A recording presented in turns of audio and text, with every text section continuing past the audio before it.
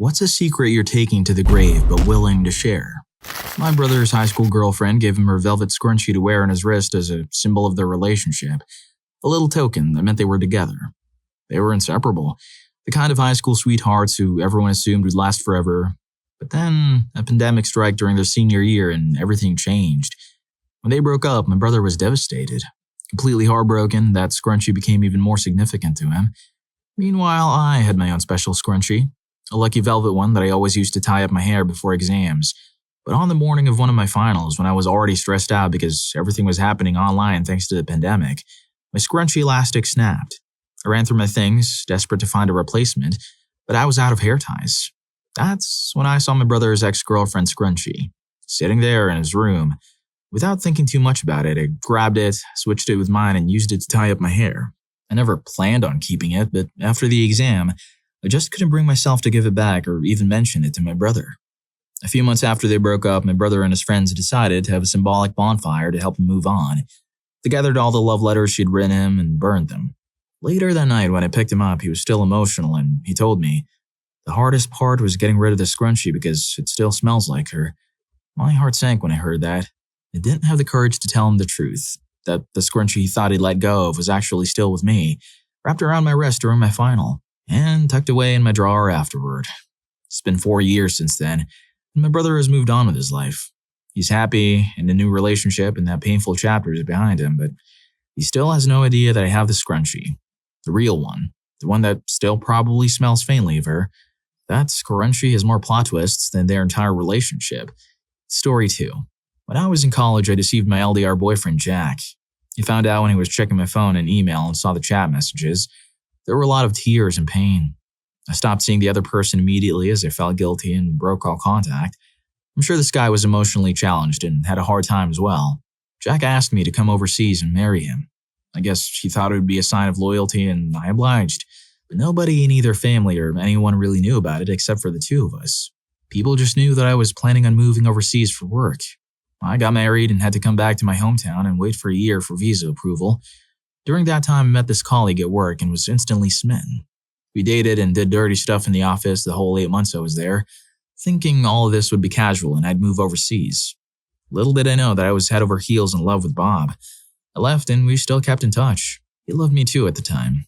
After 3 years of keeping in touch, Bob said he couldn't take it anymore, which I understood. He got married and has a kid. Bob never knew that I was married to Jack. I was never the same. It's been 10 years and I'm still in love with Bob, yet married to Jack. Been diagnosed as I've been yearning for him all this. I've never been affectionate with Jack since I can't feel anything for anyone since I've been with Bob. Jack never forced me either. We don't have kids yet, and when everyone asks me about it, I just tell them I'm not ready. While the truth is that I'd only ever wanted kids and a family with Bob. Never opened up about him in therapy either. It hurts me when I see Bob with his kid and wife. Serves me right for not being faithful. It's probably my results for what I did. I want to divorce Jack, but I guess I'm scared to be alone, and so does he. Jack doesn't know about all these either. If there was a grave here now, I would gladly jump into it. If there was an award for most complicated love life, she'd win by a landslide. Story 3. My younger sister and I were in high school at the same time. She was the most beautiful girl in the whole school, and surprisingly this caused her to not have many friends. She did have one group of girlfriends who frightened her and eventually removed her out of the group. One of the girls was her childhood best friend. It was obviously a jealousy thing, as she's also the sweetest person you could meet. One night my hooligan friends and I were driving around vandalizing people's cars we didn't like.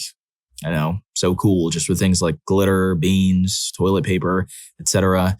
No damage was actually done. These people were also just mean and we had fun doing it. We got to one girl's house whose little sister was the main person inflicting fear on my little sister. We watched from the car as they arrived home, and I said, "Y'all stay here, I got this one." I went up and knocked on the door and the mom answered and I said, "Hi, is Lexi here?" Lexi came to the door and her face dropped. I told her that if she ever put my sister's name in her mouth ever again, I'd come right back here. I pointed over to the car with my friends' faces all glued to the window and said, "And they'll come too." They left my sister alone and she thought it was because she was the bigger person and felt proud of herself for never lowering herself to their level. I never told her. Story 4. I know my friend's Reddit account, but she has no idea what I do. She's an incredibly kind and thoughtful person. We first connected on Facebook.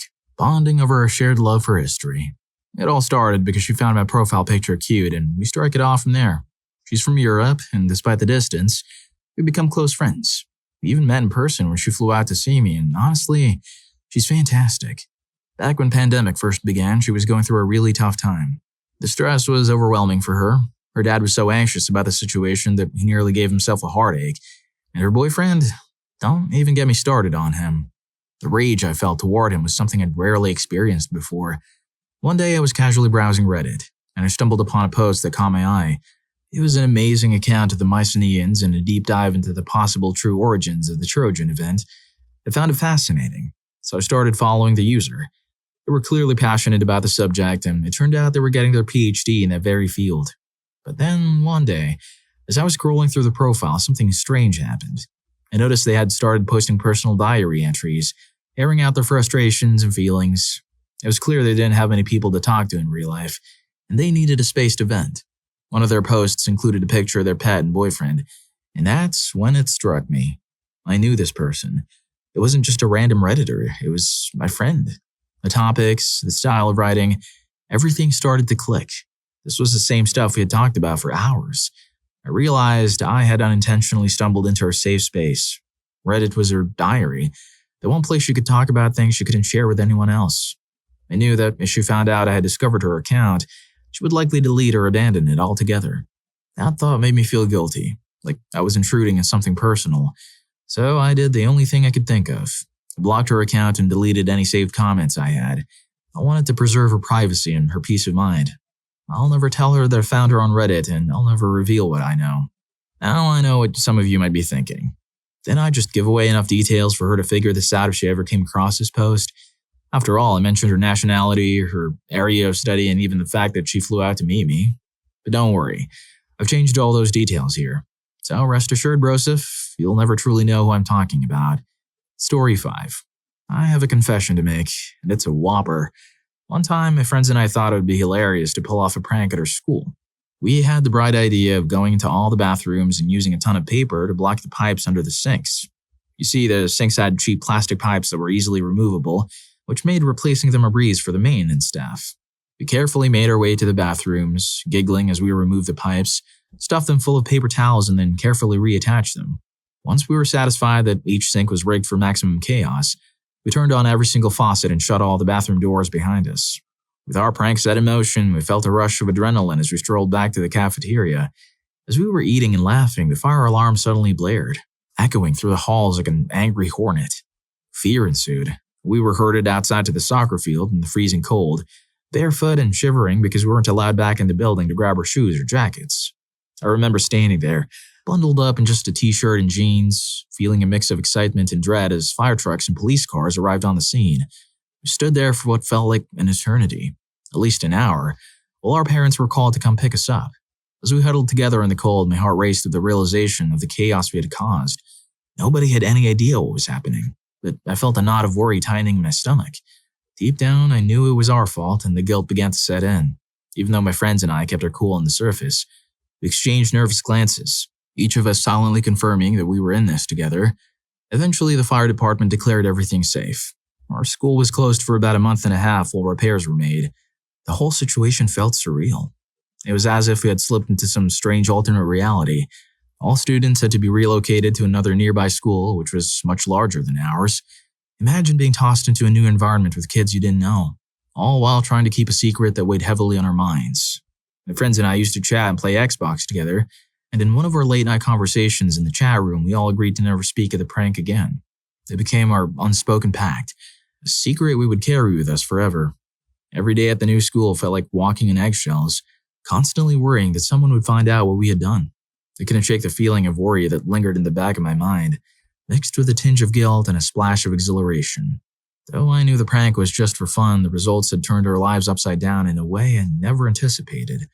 Looking back, I realized it was a foolish stunt, but at the time, it felt like the ultimate adventure, one that we'd never dare to repeat, making a splash to a whole new level. Story 6. I never wanted to be a father, and yet here I am, staring at my newborn daughter, feeling an overwhelming mix of emotions that I can hardly articulate. It's been only 4 weeks since she entered this world, Instead of the joy that I thought I'd feel, I find myself waiting for the moment she leaves me, as if that might somehow be the answer. When I look over at her, sleeping so peacefully in her crib, I can't help but feel a surge of love that I never expected to feel. It washes over me like a wave, pushing aside the doubts and fears that have settled in the pit of my stomach. But just beneath that love is a nagging voice that reminds me of the choices that led to this moment. She's the outcome of my decision to stay with my partner, who has made it clear time and again that having a child was non-negotiable. As I watch her tiny fingers curl and uncurl, I can't shake the knowledge that my partner wants another child. The thought sends chills down my spine, and I realize that this time, I will firmly say no. I know it could destroy a relationship, but honestly, part of me is counting on that. It feels like the only way to reclaim part of myself that has been lost in the shuffle of compromise and sacrifice. I've sacrificed so much already, and I find myself questioning what I have left to give.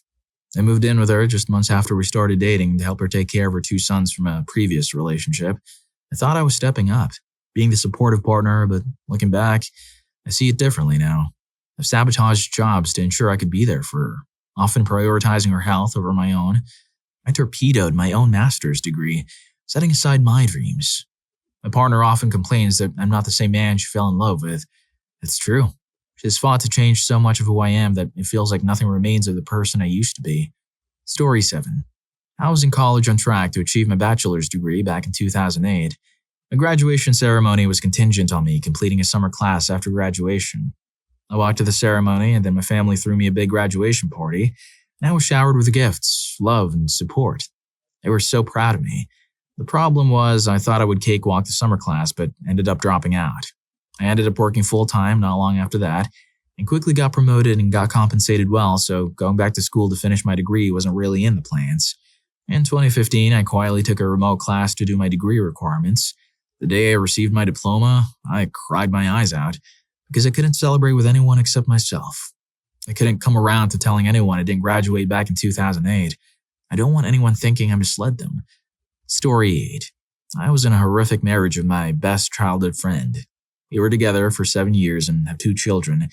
He was unemployed until I made his resume and applied for the job for him in our 4-year relationship. He also has a drinking problem and a bad father. I was the primary parent, worked full-time and had horrible pregnancies, which included trauma from his family and health problems. During my second pregnancy, my ex-husband attempted in front of me and our daughter. I called the police and got a restraining order. The relationship was very emotionally abusive and controlling, and I was scared. He lied to everyone for 3 years, and even gaslit me about saying it never happened. Both of our families hated me, called me unstable, and I was treated badly because of this. Unfortunately, during pandemic, he confessed that this happened. I immediately told him that I wanted a divorce. That was the final straw. We were still living together with my parents because we had to move out of the apartment we were in due to financial problems. My coworker was moving out and recommended us to her landlady. I did so much work getting us the house while still working full-time and being the main parent. I remember being so unbelievably exhausted and him doing nothing to help. As soon as he moved in, he took the bedroom. So I was forced to sleep in the utility room that had no heat or air conditioner. The couch I was sleeping on was covered in bugs, and I could not stretch out my legs. He asked me to take the name off the lease because I was planning on moving out in 3 months. I took my name off the lease and he threw all my work stuff in the bag the next week and told me to get out. I worked from home. I remember this happening often, and I would have to drive around trying to find a place to work while he screamed at me to get off his property or get out of his house. Because of that incident, I was homeless. He took me to court and got primary custody over children, so he claimed them both on taxes and stole the child plus checks, which we had been using for bills, and told me that daycare was my responsibility. I lost 2 jobs because of this.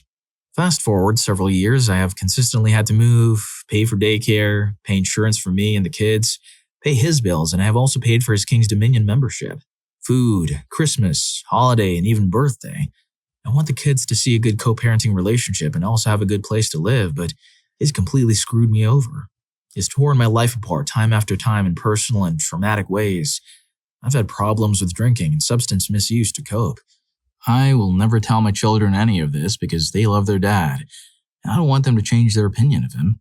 They have a safe and happy life because of me. That is all that matters, even though it breaks my heart. Story 9. I just live to make other people happy. I don't really have or have yet found a purpose in life because the idea of an afterlife to me just seems like normal life with extra steps and view reincarnation as a replay button. feels impossible for anything I do now to hold significance, knowing that Earth is impermanent and everything will be reset, reduced and or forgotten to nothing given enough time. While I have some goals, it honestly just either means to an end for me to not worry about the people I care about and continue to live for my selected few friends and family, or curiosity I just want to state before I go on. While I'm not planning any attempts, I long for a natural death or for someone else to make that mistake that lets me see what's next.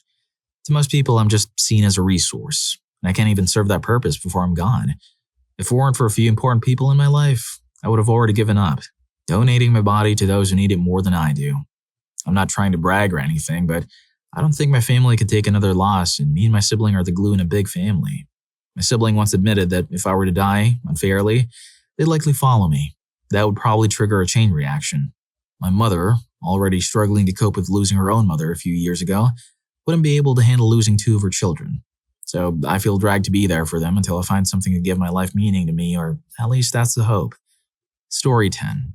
When I was a younger person, this incident happened around 12 years ago. I found myself in a situation that will leave deep scars.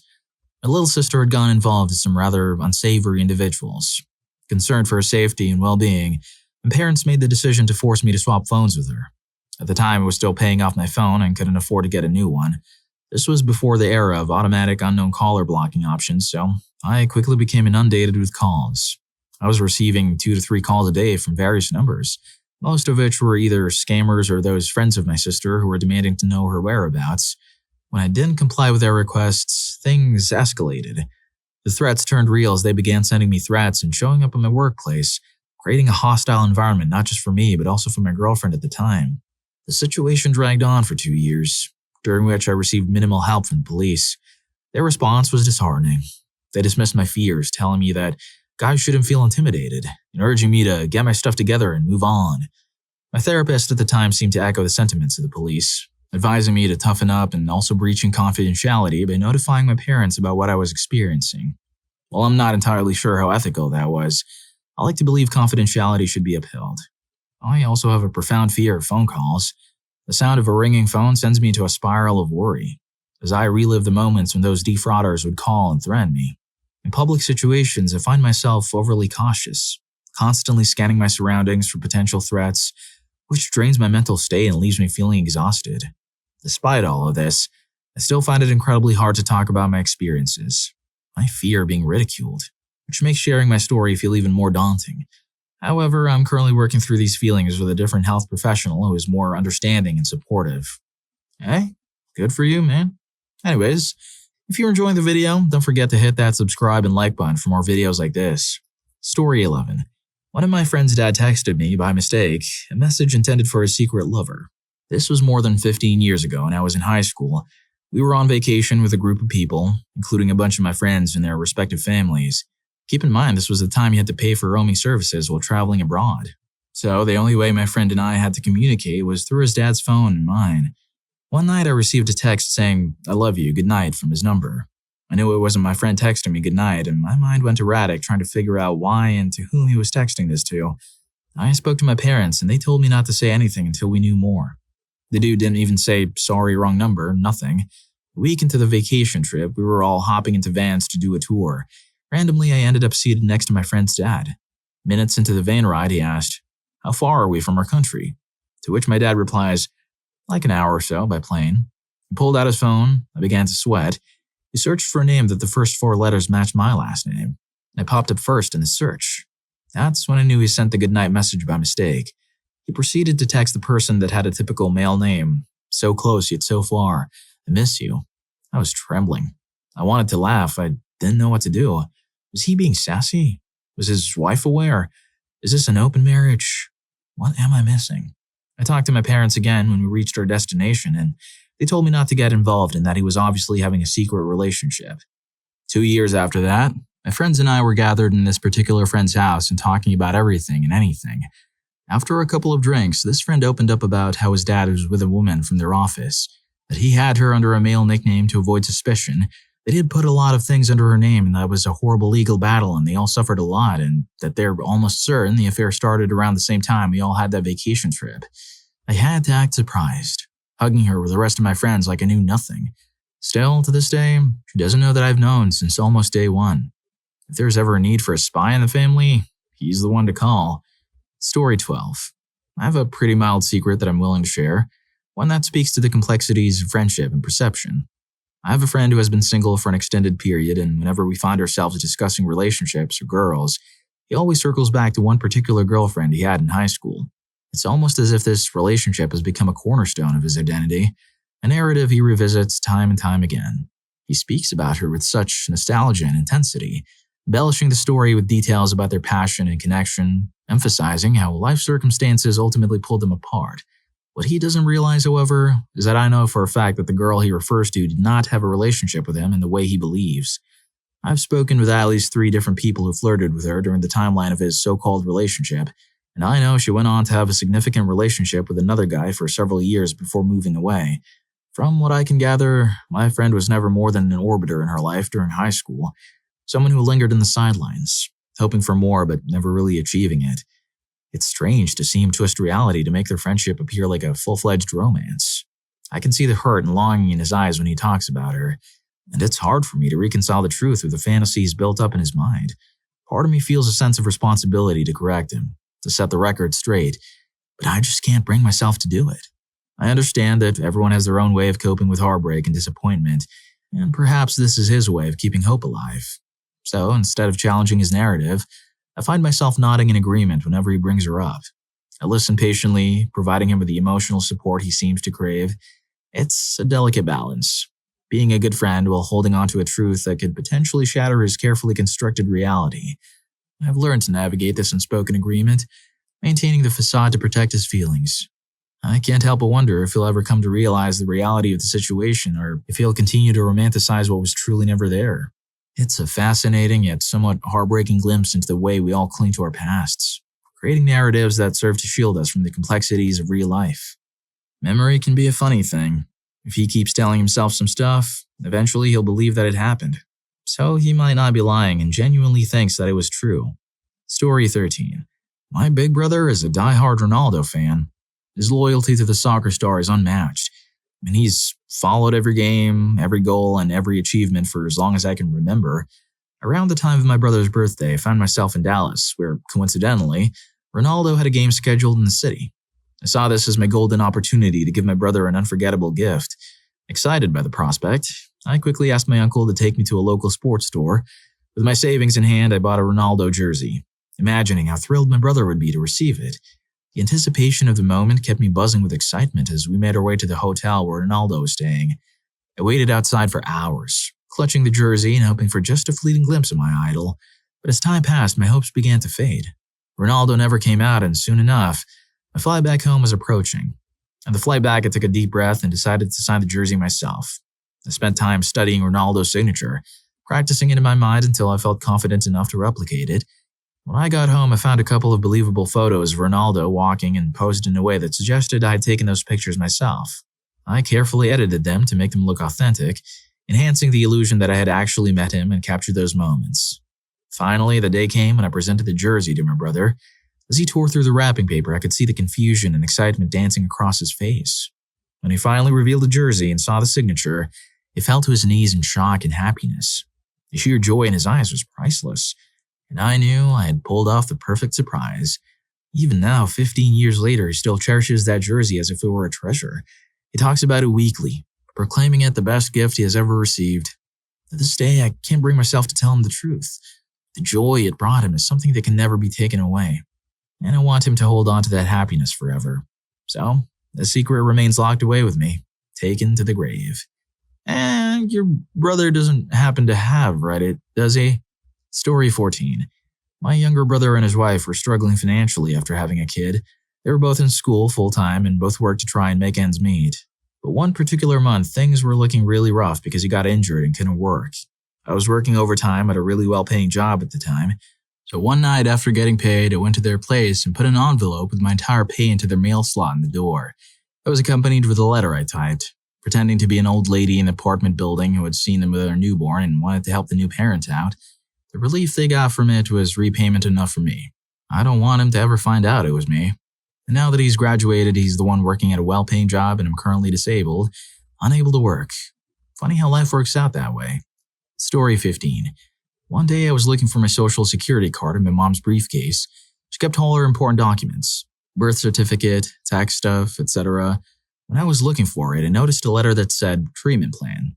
My mom always saw a therapist, and I knew I shouldn't have looked into it, but I read what she struggled with. My mom was taken advantage of by her father. He came to visit us for the first time 1 year ago as he lives in a different country, and it took everything in me not to strike him. Story 16. I had a group of female friends in college, and pretty much at the beginning of the project, she started ghosting me. Wasn't helping me with a project, would slip in and out of class like she was avoiding people. After a few days of this, I sent her a text asking if I did or said something that made her uncomfortable or if something was going on in her personal life and she just didn't have time to work on the project. No response. So I found some of her friends and came to find out she had a very controlling and jealous boyfriend that didn't want her talking to me. He was threatening her and all sorts of stuff. I knew he was a party goer, so I waited until a party he was throwing ended and everyone had left his room and submitted an anonymous report to campus police about drinks in his room. He got expelled, and I'm sure whatever charges come with underage possession of drinks. 2 days later, she was back to working on the project, and I pretended like nothing happened and never once brought up the situation. She's now currently married to a different guy with a kid, and seems like, at least by social media standards, she's living her best life. Story 17. My mom was a substitute teacher whom I believed had a lover with a female high school student. I remember accompanying my mom going to their house for tutoring, but they would just close the bedroom. I'd be told not to tell my dad. He never showed up while the student's mom was present, and after some time my mom would park the car a little further away to not be in the driveway. This persisted for years, as I remember seeing Halloween H20, which was released in 1998 in theaters with this person. Also remember watching scary movies in 2000 on VHS with him. I was born in late 87, so I'd be about 10 through 12 during this time. I think the individual was about 6 years older than me. I can also vaguely recall seeing Pocahontas with this person, which was 1995, which would make the age more sickening. But I'm not sure if that happened with them or not, and I'm just remembering them talking about it. My sister is way older than me, and I have no idea if she knows. For whatever reason, it used to just be me who would accompany my mom. I have a lot of memories, including them watching home movies of her high school friends, talking about which ones were better, and also partaking in a game. I recall an incident where my father smashed a wedding picture, but I didn't know the context. He also used to work a lot of overtime around that time. I was a late bloomer and very innocent. It took me over a decade to realize what the situation was, and I know that bringing it up won't solve anything. I will make jokes that would give a hint in front of her just to see if she gets nervous. I think she's convinced herself, I do not know. But I truly dislike that vile woman. Story 18. My brother took advantage of a little neighbor girl. He bragged about it to me and then tried to threaten me with it when I wanted to tell my parents. He said, "You'll get in trouble too. Ignore her or we'll both get in trouble because you knew about it too." After decades, he married when he was 32 to a girl he taught in college. He dated her for 2 years. My mom knew about it and covered for him by saying the girl was old for her age. She's an old spirit. One night before he got married, he bragged about how this girl looks like the neighbor girl from so long ago. He told me how he found his fiancée as a college professor at his community college in Orem. He was watching all the new freshman girls in their first semester and he could see she was broken. He bragged about the fact that she didn't have a father in her life, so it was really easy to convince her and her mom to let him date her. I was grateful that I was deploying out to Iraq the next week. He even laughed and told me not to tell anyone before I pass away in war. I only told my wife at the time about what he did. Years later, I found out that my ex was hurting my kids and had slept with other men for 6 years. I filed for divorce. She made up horrible stories about me in order to get full custody of my kids. The police came and interviewed everyone from work in my new neighborhood. They even called my brother. He told them the exact same lies as my ex.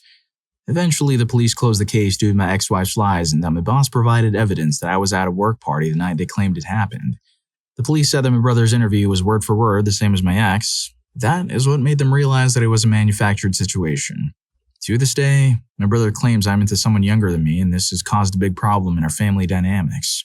I've cut off contact with my brother and one of my sisters because they chose to believe my ex. Everyone else treats me kindly, but I've been labeled as the creepy uncle because of this. The last conversation I had with my brother in 2019, he told me that he knows that I didn't do anything my ex claimed. She threatened him, but he feels it is better that I suffer for his actions. He doesn't want to hurt the family by telling everyone who he really is. He's still married with 8 kids and is a professor in Hawaii at a very conservative religious university. I live 15 hours by plane away from him and 4 hours away from my family. He helped wreck my reputation, and since that day, I've worked like a dog for 6 years to rebuild my life. Because of him, I'll never have a close relationship with my parents or other siblings. I look forward to the day my youngest turns older. I will publish everything he has done, along with my ex, and pay my child support and alimony payments worth in advertising for their work and homes. Until then, I quietly look for that neighbor girl so I can apologize to her. I hope she's living her best life. Story 19. Well, let me tell you the secret, and I was about to lose everything by going to jail. But I was living with my parents at the time. I was 23 in 2009. I didn't move out until I got married to my ex-wife. But I was driving home from a party. I did drink a little too much, as I was driving a little inebriated. So tired, didn't even know there was a cop behind me, and after I got pulled over, and getting my driver's license and registration ready, the police officer came to the driver's side window and asked, "Why are you swaying side to side?" I lied to the officer and told him, "I'm tired and just got off work. My parents' place was a block away." And to my shock, the cop said, "You know what? Go home and go to bed. I don't have time for this." After, he left from behind my truck and I went home. Since then, I've never told my parents, friends, family, and my ex-wife about that night. Now, if I get too tipsy at a party or bar, I'm staying at that person's house, or if I'm at a bar, I'm calling a taxi or an Uber. Story 20. I broke an old Red Ryder BB toy that my uncle prized. He was showing it off. It was either one he had since he was a kid or just like one he had as a kid. I can't remember. Nobody was around and I picked it up and tried to pump it, or whatever the term is, and the trigger just fell out. I leaned it up against a wall and walked away. When it was found broken, I kept my mouth shut. Someone said they thought they remember my younger cousin messing with it, and he already had a reputation as a troublemaker. He took the fall. Story 21. I was the head of an IT department at a credit union. One of my programmer's wives was diagnosed with colon illness.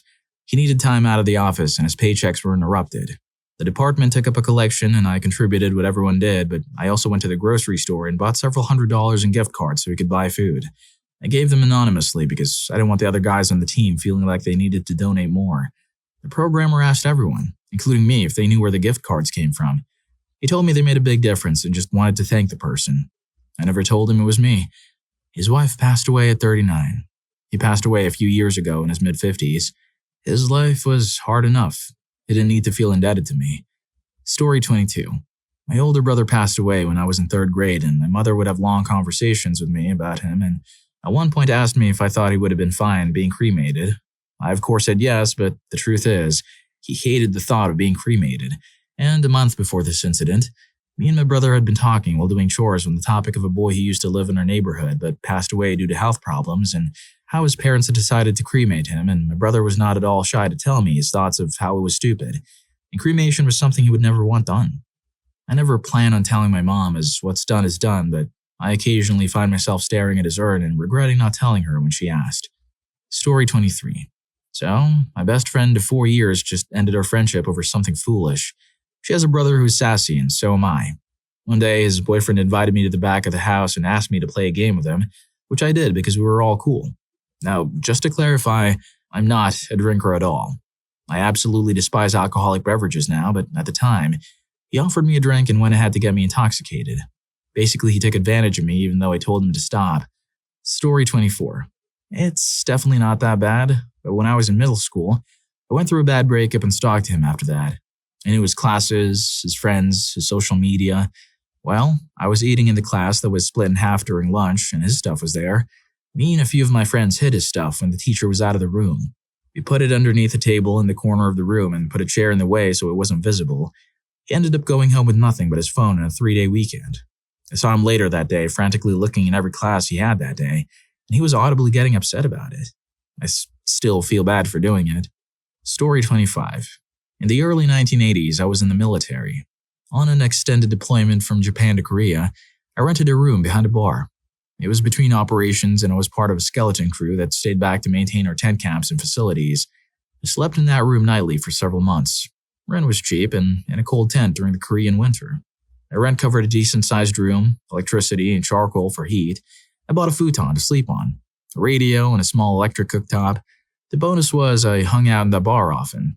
The girls all got along with me and I got the occasional free short time for a couple of them. A great time to be young. Story 26. The secret I am willing to share here is that when I was in 8th grade, at the time I got really into fights and stuff. I would make them out of anything. One day I saw some gloves that my teacher had. I stole a pair, and when I got home, I made a flip out of them. After I was done, I took the gloves off and put them back in my backpack. 2 days later, my teacher was looking through bags for a senior trip and asked if there were gloves. I gave her the ones that I used 2 days ago. Well, if you like these stories, here's more. YouTube thinks you're going to love this. Catch you in that video.